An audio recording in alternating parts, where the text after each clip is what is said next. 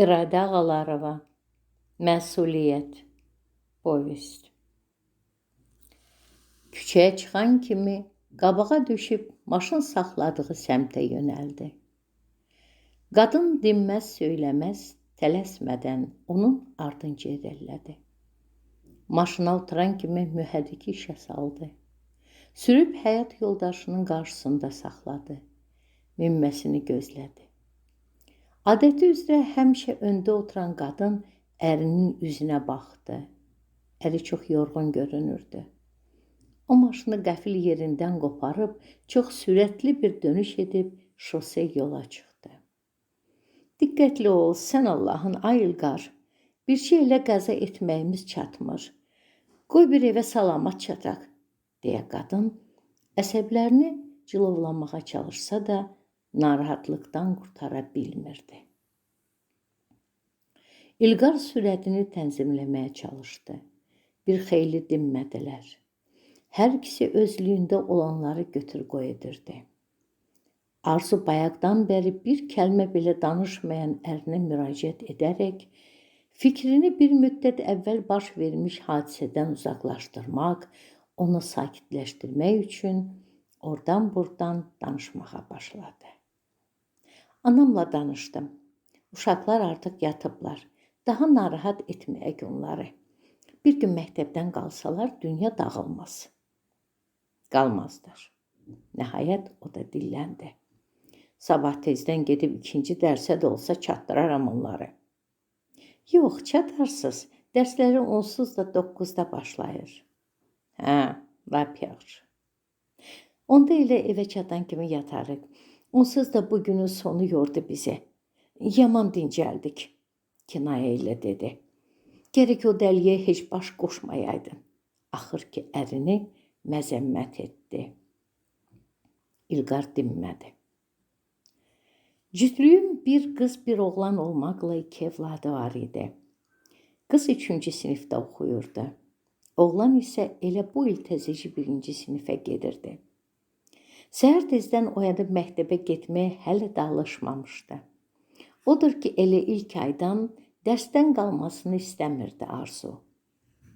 Qızları dünyaya gələndə İlqar onu təbrik edənlərə quruca hə, sağ olun deyib hamını çaşqın vəziyyətə salmışdı. Arzunun ata-anası onun bu münasibətini öz bildikləri kimi yozmuşdular.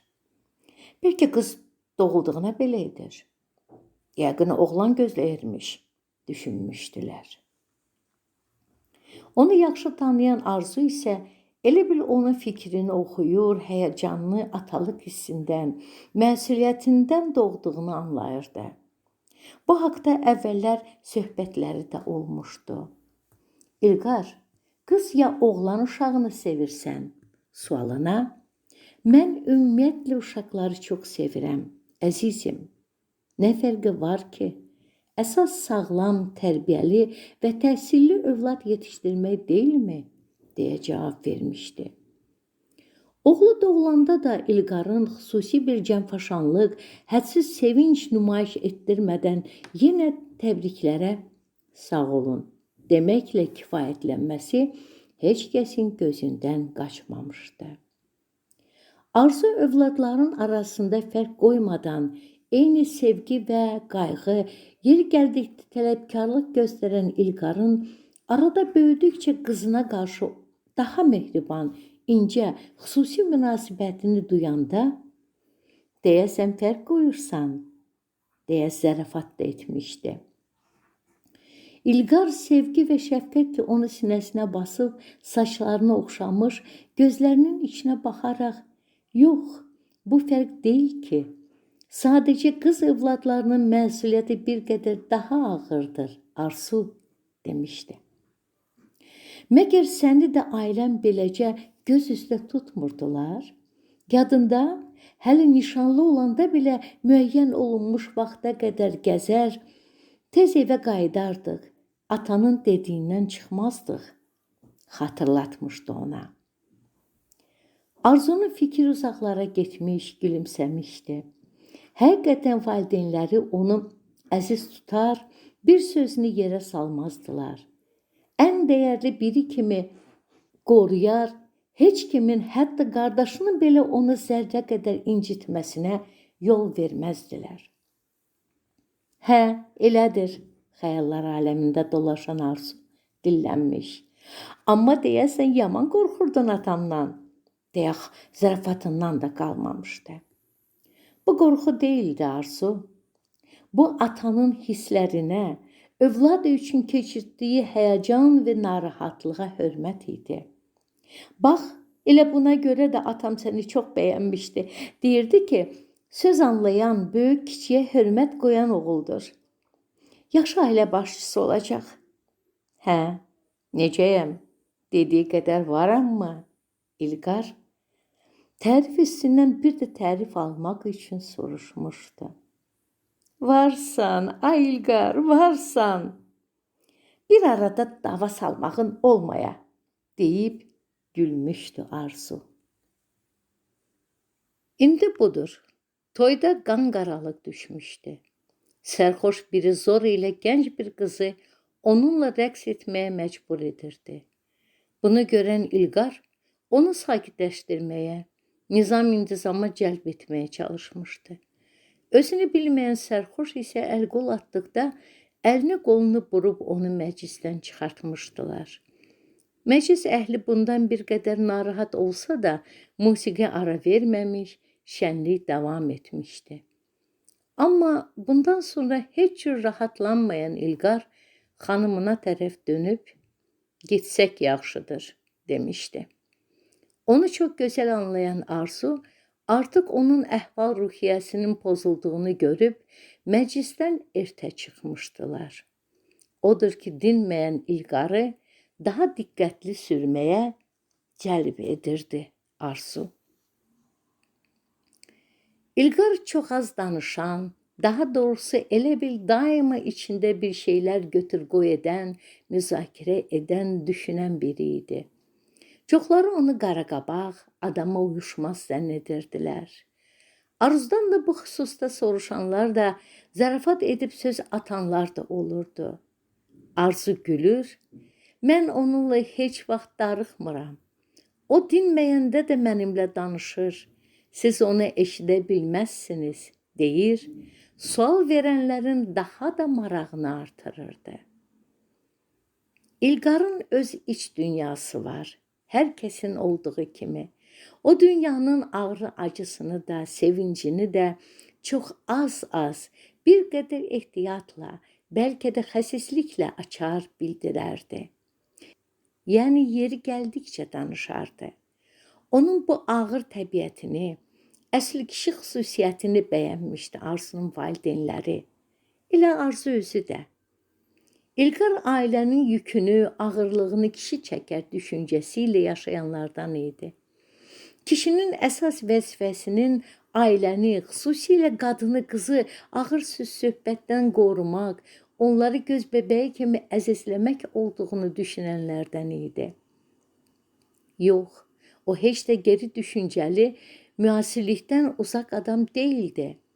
Əxlaq, tərbiyə və mənəviyyat çərçivəsindən çıxmadan müasir həyatın bütün növ yenilik və inkişafından bəhrələnməyi, töhfələnməyi bacaran biri idi. Hər ikisi ali təhsil almışdılar, işləyirdilər. Uşaqlarını ən müasir məktəblərdə oxudurdular. Onların təhsil və tərbiyəsinə xüsusi vaxt ayırır, bazar günlərini əyləncə və gəzintilərlə zənginləşdirirdilər. Bu bazar isə toya dəvət almışdılar. Odur ki, ertədən uşaqların dərsinə baxmış, onları əyləncə mərkəzinə aparmışdılar. Əfsuslar ki, toydan qanı qara çıxmışdılar. Evə çatmağa bir xeyli qalmış, döngəni burulanda, kömək edin, qışqıran bir səs eşidildi. Ağaclıqda qaraltılar göründü. İlqar maşını saxlayıb arxaya baxdı. Sonra maşını geri sürməyə başladı. Ay sənə qurban, sür gedəsən Allahın, Arzu ərinə yalvardı. Eşitmədin, qadın idi qışqıran. Ağaclıqlara tərəf diqqət edən İlqar dedi. Səs təkrar gəldi. İlqar, bəlkə gedək, sən Allah, nə bilirsən kimdirlər. Cəngələ düşərsən. Bugünkü söhbət bəs etmədi. Vallah yaman yorulmuşam. İlqar onu dinləmədən maşından endi. Əri üçün narahat olsa da köməyə çağıranı da qoyub getməyin vicdansızlıq olduğunu anlayırdı Arzu. Odur ki, o da maşından endi və diqqətlə baxdıqda ağacların arasında dartışanları gördü. Ay adam, nə edirsən orada? İlqar qışqırdı. Onun səsini eşidən qız bir daha kömək edin deyə bəkdən çığırdı. Ay alçaq murdar, əlini qızdan çək, var gücü ilə bağırdı İlqar və onlara çatmağa tələsdi. Gələnləri görən kəs onun yaxasından bərk tutub dartan qızı itələyib var gücü ilə qaçmağa başladı. Yerə yıxılan qız hönkürtü ilə ağlayırdı. İlqar qaçanın dalınca düşməyin mənasız olduğunu anladı. Həm də nə burada qorxudan özünü itirmiş, zərər çəkmiş qızı, nə də onsuz da bugün onun üzündən xeyli narahatlıq, təşviş çəkmiş Arzunu qoyub getmək istəmədi. Ayaq saxladı. Qızın dağını qara qıvrım saçlarının arasında gizlənmiş üzünə baxdı. Salamatsız, deyə soruşdu. Qız əllərini üzünə qapayıb, ayaqlarını yığıb büzüşdü. Qorxma bacım, qorxma daha. O getdi, dedi, amma qıza yaxınlaşmadı. Bilirdi ki, Arzu arxasınca gəlib, sakitcə maşında oturub gözləyən deyildi. Dönüb onu aradı. Əli ilə işarə edib yaxınlaşmasını gözlədi. Arzu yoldaşının o alçaq məxluqun ardınca getmədiyinə çox sevindi. Əks təqdirdə söz-söhbətin daha da böyüyüb davaya çevriləcəyindən ehtiyat edirdi. Ərinə yaxınlaşdı. Ərinin işarəsini anlayan Arzu yaxınlaşıb yerdə oturan qızın qarşısında çömbəldi. Qızın düymələri qopmuş köynəyinin yaxasını çəkib düzəltdi. Bacardıqca sakit səslə, salamatsan, bir şey etmədi ki, soruşdu.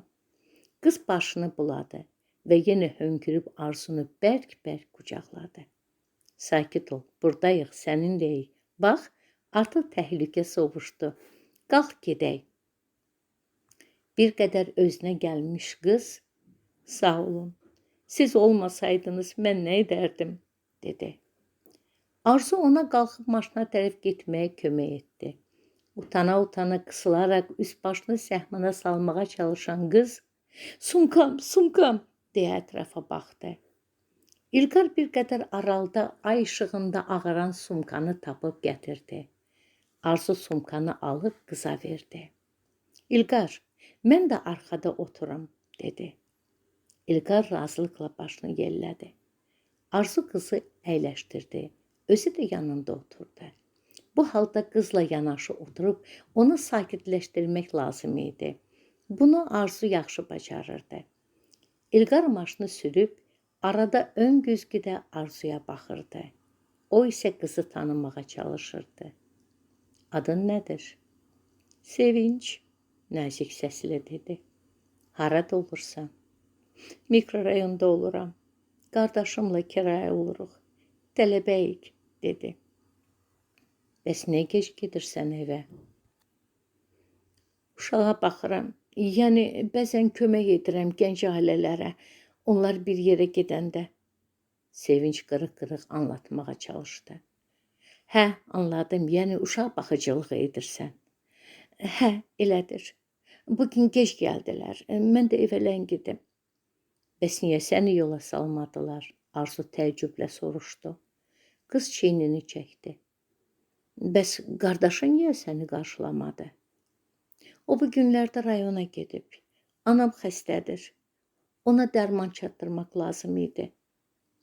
Onda bizə gedək, deyən Arzu fikrini bilmək üçün ön güzgüdə ərinə baxdı. O da başı ilə razılığını bildirdi. Səni bu vəziyyətdə tək qoymaq olmaz. Ərinin razılığını alan Arzu sözünü tamamladı.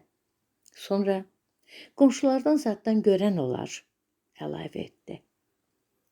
Yox, sizə əziyyət verməyim. Sevinç başını qaldırmadan etirazını bildirdi. Heç bir əziyyəti yoxdur. Ər-arvad sözləşmiş kimi hər ikisi bir ağızdan bildirdilər və sonra ön güzgüdə baxışıb gülümsədilər. Bunu qız da duydu və bu gözəl insanlara etibarı daha da artdığından rahatladı. Çiyinlərini söykənəcəyə dayadı. Arzu onun qara qıvrım tellərini oxşadı. Başını öz çiyninə söykəyib, hər şey yaxşı olacaq, dedi. İlqar isə kənddən şəhərə ilk gəldiyində, bu böyük səsli köylü şəhərdə necə çaşbaş qaldığını xatırladı.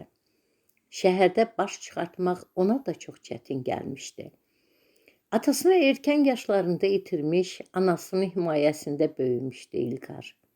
Məktəbi bitirdikdən sonra əskəri xidmətini çəkmiş, növbəti ildə instituta daxil olmuşdu. Yarı ac, yarı tox dolanır, anasına çox söhbəti bildirmirdi. 3-cü kursda oxuyanda anasını da itirmişdi.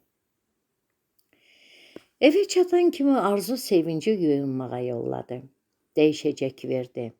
Mətbəxdə çay çörək verib yatağa yolladı. Bu uşaqların otağıdır, rahat yat. Yox, əgər ehtiyat edirsənsə, ya da qorxursansa, qapını bağla. Yox, ay Arzu bacı, o nə sözdür? Siz olmasaydınız. Sözünü axıra qədər çatdıra bilmədi. Yenə doldu, ağlamaq istədi. Arzu yaxınlaşıb onu ehmalca qucaqladı. Yox, bu olmadı, bəsdir. İndi yatıb dincəlmək lazımdır. Hamımız yorğunuq. Sabah dərsə işə gedəcəyik axı, elə deyil? Hə, elədir, gedəcəyik. Sevinç inamla dedi və gülümsədi. Ay sağ ol, bax belə, hər şey yaxşı olacaq. Gecən xeyrə qalsın, deyib qapını çəkdi Arzu. Yataq otağına çəkiləndə İlqarın hələ də yatmadığını, gözlərini tavana zilləyib baxdığını gördü. Niyə yatmamısan? Qayğılandı. Yuxum qaçıb. Hələ də onu düşünürsən? Cəhənnəm olsun, Allah cəzasını versin. Soyunub yatağa girdi. Ərinə qısılaraq mehribanlıqla onun üzünü oxşadı. Nə yaxşı ki, sən onun səsini duydun, eşitdin. Yoxsa yazıq qızın halı necə olardı? Əfsuslar ki, həmişə bu harayı eşitmirik, ay Arzu. Axı bu alçaq murdar adamlar niyə var bu dünyada? Üsyan edirmiş kimi bərkdən dedi. Arzu onu sakitləşdirib, yaxşı canım, hirslənmə, daha gecdir. Səsimizi qız duyar, qorxar, güclə sakitləşib, dedi. Yaxşı, yaxşı, sən də yat, gecdir, dedi İlqar və çarpayının üstündən asılmış kiçik büllür buranı söndürdü. Amma gözünə yuxu getmədi. Əskərlikdən qayıtdıqdan sonra instituta daxil olan İlqar yataqxanada yer olmadığından kirayə ev tutmuşdu. Bəxtə gətirmişdi. 3 otaqlı evdə tək yaşayan bir qadın otağın birini ona vermişdi. Təqaüddə olan o qadın demək olar ki, bütün vaxtı oğlu-gildə nəvələri ilə olurdu. Dərs həftəsi bitəndə evinə baş çəkir, öz işlərini görürdü. Odur ki, İlqar burada çox rahat idi. Dərslərini öyrənir, dərsdən sonra yüngül bir işlər tapdıqca 5-10 manat qazanır, keçinib gedirdi. İnstitutda ondan 2 kurs yuxarı eyni fakültədə oxuyan bir qızla tanış olmuşdu.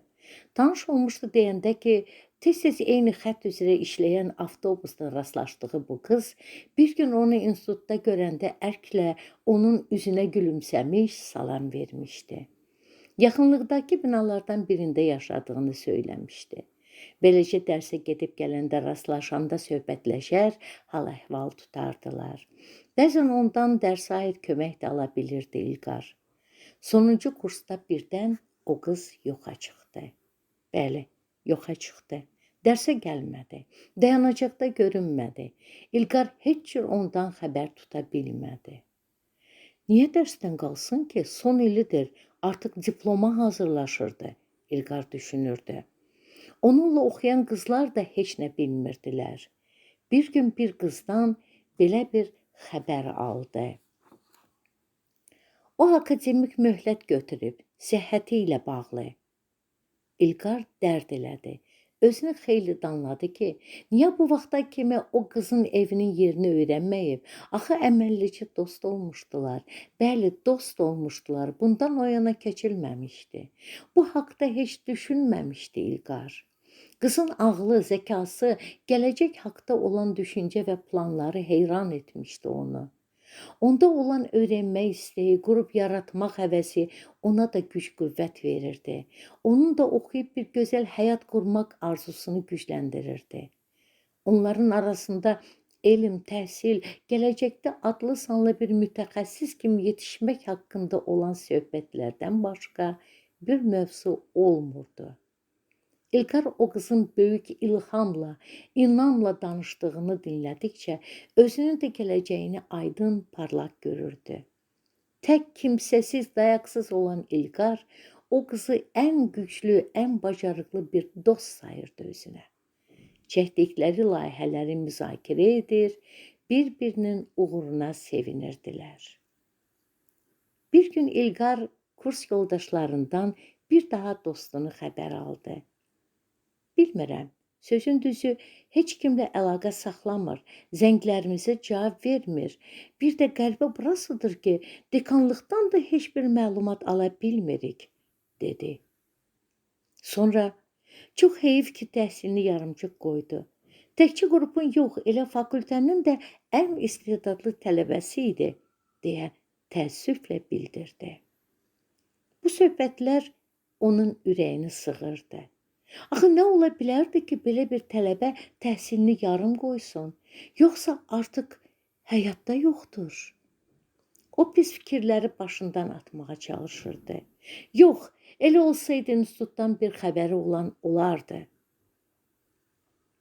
Yay tətilini rayona getmişdi İlqar. Qohum-əqraba ilə görüşməyə. Ona orada əl tutmuş, anasına kömək olmuş insanlara baş çəkmişdi. Bunu özünə borc bilmişdi.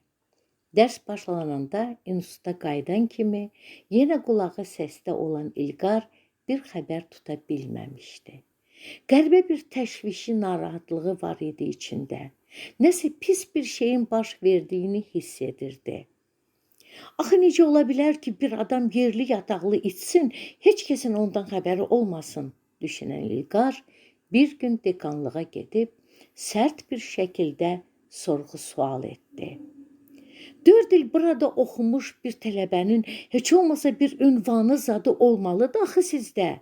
O yenə deyil ki, itə tapılmaya deyə soruşmuşdu. Səbr və təmkinlə onu dinləyən yaşlı dekan, oğul, bəlkə heç sənin onu tapmağını istəmir o qız. Niyə belə təkid edirsən, demişdi. O mənim dostumdur. Mən ondan narahatam. Başa düşürsüz? Taqətdən düşmüş, stola çökmüşdü İlqar. Elə bu? Mən də elə bilirəm, onu sevirsən deyə belə əl-ayağa düşmüsən. Ona görə bir qədər ara verdikdən sonra, hə, elə ona görə demək istəmirdim, dedi yaşlı dekan. Hə, demək xəbəriniz var. Mən onu bacım kimi sevirəm. Deyin, görüm, hanı o? Həyəcanlanmışdı İlqar. Ay oğul, qız uşağıdır da, ərə gedib vəssalam. Əri də götürüb başqa şəhərə aparıb. İndi bildin? Bu qədər. Dekan sözünü deyib, üzünü çevirdi. İş masasının arxasına keçdi və sərt amiranə səslə, get, dərslərinə fikir ver, dedi. Doğru deyirsiz, deməli salamatdır, nə yaxşı. İlqar aldığı xəbərdən məmnun oldu, sevindi. Otaqdan çox rahatlanmış, sakitləşmiş çıxdı. Yaşlı dekan isə bu yaşında uydurduğu yalandan özü utanaraq, mərdimazara lənət deyib stola çöktü. Əl atıb, masasının üstündəki şüşədən stəkana su süzüb bir nəfəsə içdi.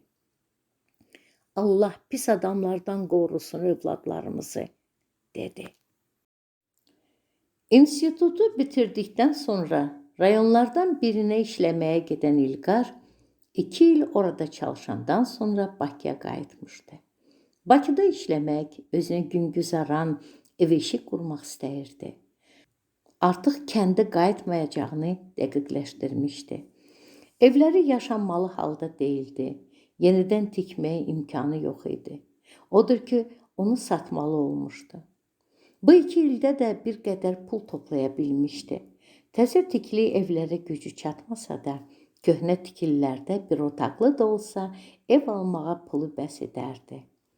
Ev alqı-satqı yerlərinə baş çəkməyə başladı. Bir gün yolu vaxtı ilə kirayənişin qaldığı mikrorayona düşdü. Ona həmişə mehriban olan ev sahibəsini xatırladı. Bir ona baş çəkmək istədi. Dayanacaqda avtobusdan enəndə yol kənarında oturmuş bir cavan qadın gördü.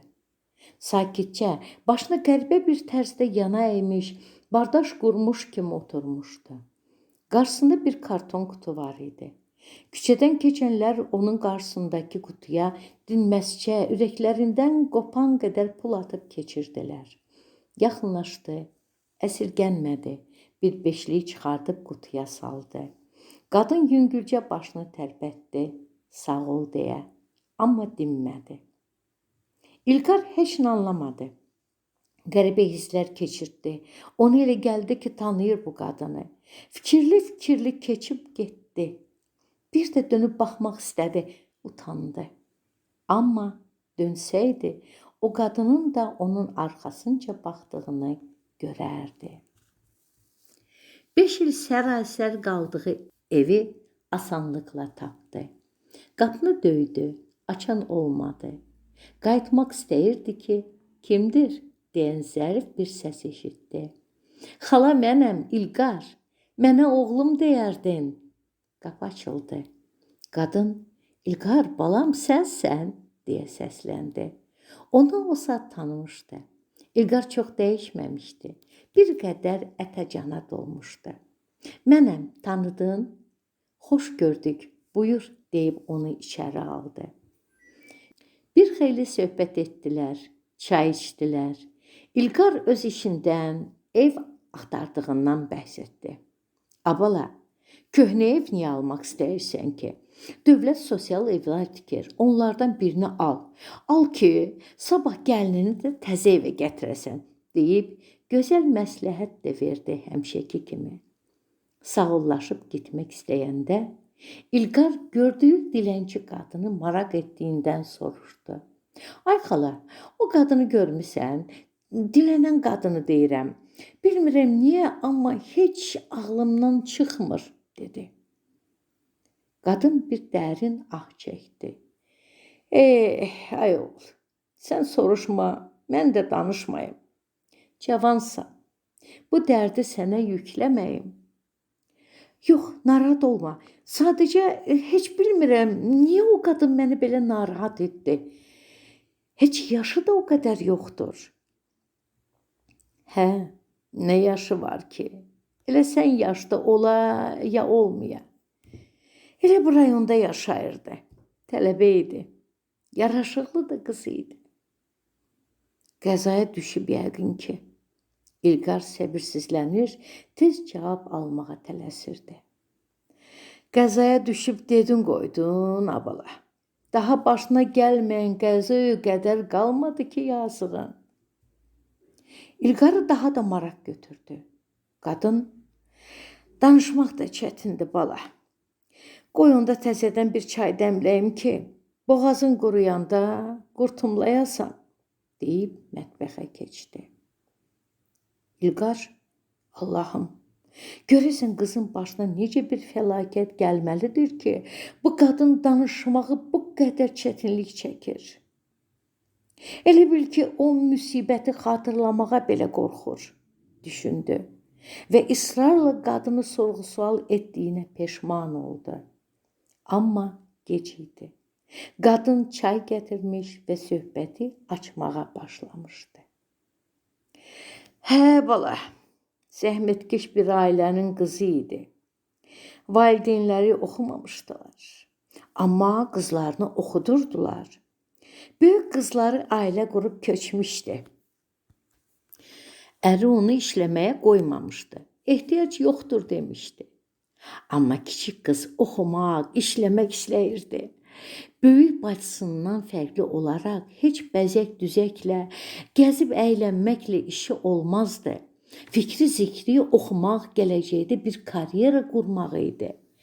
Hə, deyirsən, saydığını say, gör fələk nə deyir, nə sayır. İlqar çaydan bir qurtum aldı. Söhbət elə başından onun boğazını qurutmuşdu. Hə, balam, günlərin bir günü bizim bu binaların arxasındakı yolxalıqdan kəsmə gəlmək fikrinə düşür bu bədbəxt. Hava soyuq, qaranlıq çökür, özü də üşüyür. Yoldakı həmişə gəldiyi yol, düşünür ki, evə tez çatsın. O günü rəfiqələrindən birinin evində bir qədər ləngi itmiş. Mərdimazları axtarmaqla deyil ki, qadın yaşarmış gözlərini silib, qurumuş boğazını artladı. Bir qurtum çay içdi. Qəhərdən danışa bilmirdi. Hə, 2 nəfər xuliqan, ana-bacı tanımayan, rast gəlir yazığa. Əvvəl biraz qızı hərəsi bir tərəfə dartışdırır, gülürlər. Güya zərafat edirlər öz aləmlərində. Allah öldürmüşlər, ya içkili, ya da nə bilim zəhrimar qəbul etmiş olublar. Bir sözlə, nə qədər əlləşə vuruşursa da yazıq qız bu alçaqların əlindən qurtara bilmir. Qızı o kibar dartıb dartışdırırlar, namusuna əl uzadırlar. Sonra da elə oradaca atıb gedirlər. Axracıdan bayılan bədbəxt özünə gələndə bir təhər özünü evə çatdırır. Başına gələnləri evdə danışır. Ana-atası polisə müraciət etmirlər ki, biabır olarıq, dil ağza düşərik. Qız nə qədər yalvarır ki, ana, ata, şikayət etmək lazımdır, cəzalandırılmalıdırlar. Bilmək olmur ki, bu birinci vəhşilikdir, ya hələ çox belə qurbanlar olacaq. Yenə də ana-ata el içində rüsvay olarıq deyib dururlar. Bu hadisədən sonra qız aldığı psixoloji travmadan və bədən xəsarətlərindən xeyli xəstəxanada yatdı. Dərsdən qaldı. Xəstəxanadan çıxdıqdan sonra evdəkilər qıza göz verdilər, işıq yox. Gah ata-anası, gah qohumları, xüsusilə də bacısının təhnə tərazları onu o ki var əzirdi. Öz müsibəti bəs deyilmiş kimi bu söz söhbətlərdə onu elə bezdirdilər ki, özünü eyvandan aşağı atdı. İndiki gördüyün hərəkətsiz bir vəziyyətə düşdü. İlqar göz yaşlarını saxlaya bilməmişdi. Hansı institutda oxuyurdu o qız? Adı nədir onun? Deyə boğula-boğula son sualını vermişdi. Aldığı cavabdan elə sarsılmışdı ki, bağırtısı qadını qorxutmuşdu. Allahım, illərdir aradığım, axtardığım dostum, bacım dediyim tələbə yoldaşım. İlahi, böyük arzularla yaşayan, gələcəyin gözəl mütəxəssisi, gözəl ailə sahibi ola biləcək qızı 2 murdar necə məhv elədilər? Təkcə o 2 murdar yox, ay balam. El qınağından, qonşu nə deyər, nə fikirləşər qorxusundan, cahil valideyn biganəliyindən məhv oldu o qızın həyatı, arzuları, dedi qadın. Bir qədər sakitləşdikdən sonra qadından onu bu qədər yorduğuna görə üzrxahlıq edib çıxdı İlqar. Dayanacağa qayıtmadı. Gözünə görünüb onu utandırmaqdan, sınmış qəlbini incitməkdən qorxdu. Birdən məni tanıyar, deyə bir daha yolunu o tərəflərə salmadı. Amma nə onu, nə də onun əhvalatını unutmadı. Heç gecəni yatmamısan ay İlqar, bəlkə bugün dincələsən, deyə səhərsi günü Arzu onun yuxusuzluğundan qızarmış gözlərini görəndə ürəyi ağrıdı ona. Uşaqları mən məktəbə apararam, qızı da düz instituta çatdıraram, əlavə etdi. Heç elə şey olmaz, bu saat qalxıram. Sən bir fincan qəhvə hazırla, içməsəm maşın sürə bilmərəm. Sonra geyinib otaqdan çıxanda, geyinib hazır dayanmış Sevinci gördü. Utana-utana dəhlizdə dayanmışdı. Sabahınız xeyir deyib vanna otağına keçdi. 10 dəqiqə sonra evdən çıxdılar. Yol boyu Sevinç bu gözəl ailəyə dönə-dönə minnətdarlığını bildirir, onlara dua edirdi. Bax Sevinç, artıq ünvanımızı və telefon nömrəmizi bilirsən. Bundan sonra nə sözün, söhbətin oldu, çətinliyin oldu, bil ki, burada sənin bir böyük qardaşın, bir bacın var. Bəli, sən oldun bizim kiçik bacımız. İlqar Arzu'nun sözünə qüvvət verdi. Dərsini yaxşı oxu, gələcəyini düşün. Qardaşın rayondan qayıdandan sonra onunla da bir görüşüb tanış olarıq. Oldu qardaş, Allah sizi qorusun. Amma qardaşına hadisənin təfərrüatını danışma. Cavandır, dəliqanlıdır, düz anlamaz. Sadəcə tanış olmuşuq, vəssalam. Oldu Arzu bacı, sağ olun. Arzu instituta çatanda Sevinci qapıya qədər ötürdü. Üzündən öpdü, əlindəki xərcliyi onun cibinə bastı. Sağollaşıb getdi.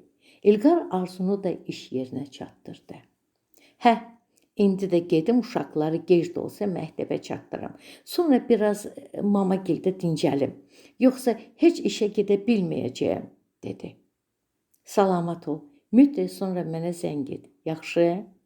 Baş üstə, deyib zarafatla əmrə müntəzir əskər kimi sağ əlini gicgahına apardı. Sevgi ilə bir-birinə baxıb güldülər. Ağır gün arxada qalmışdı. Maşınla həmin yolkalığın yanından ötəndə bir anlıq dayandı. Ağaclığa baxdı. Ona elə gəldi ki, o gün eşitdiyi qışqırıq onun, dostunun səsi olub. Bu kiçik tələbə qızı qurtarmaq üçün qışqırıb onu haraylayıb. Özlüyündə, bağışla, sənin səsini, harayını o vaxt eşidə bilmədim, dedi və maşını sürüb gözəl balalarının yanına tələsdi. Axı onlar üçün xüsusilə də qızının ara sıra verdiyi, yaşından böyük, müəmmalı sualları üçün darıxmışdı. İlqar o sualların heç birini cavabsız qoymayacaqdı. Onu həmişə göz bebeği kimi qoruyacaqdı.